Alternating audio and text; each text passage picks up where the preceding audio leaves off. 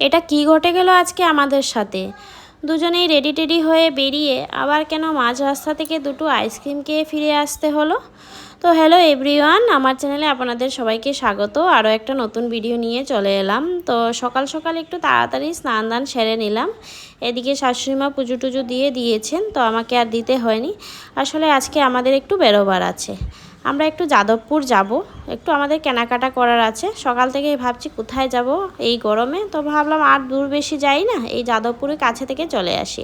কালকে যেহেতু বেরিয়েছিলাম, তো ওখান থেকে সেরকম কেনাকাটা হয়নি, তার জন্য। তো তারপর দুজনেই বেরিয়ে পড়লাম রেডি হয়ে।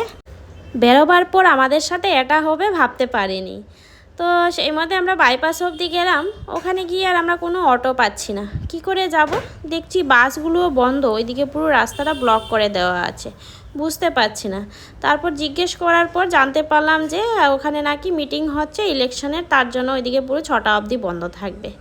তো আর কি করব, অনেকক্ষণ দাঁড়িয়েছিলাম, যাব কি যাব না, কোন দিকে যাব ভাবতে ভাবতে ভাবলাম আর যেহেতু বাধা পড়েছে ঘরেই চলে আসি। তারপর দুজনে এই গরমে দুটো আইসক্রিম খেয়ে নিলাম। খেয়ে আর সোজা বাড়িতে আসিনি, একটু পেছন দিক থেকে একটু ঘুরে তারপর বাড়িতে চলে আসলাম। আসার পথে এই খেজুর গাছটাকে দেখতে পেলাম পুকুরের পাড়ে। তো খেজুর গাছটাকে একটা ভিডিও করে নিলাম, কত খেজুর ধরেছে দেখুন। আর জানেন, আইসক্রিম খেয়ে আমার ঠান্ডা লেগে গেছে, প্রচুর গরম ছিল না, তার জন্য। দেখুন গাছটাতে কত ফুল ফুটেছে কৃষ্ণচূড়া, কি ভালো লাগে না দেখতে। তো আমরা একটু ঘুরতে ঘুরতে বাড়ি চলে আসলাম।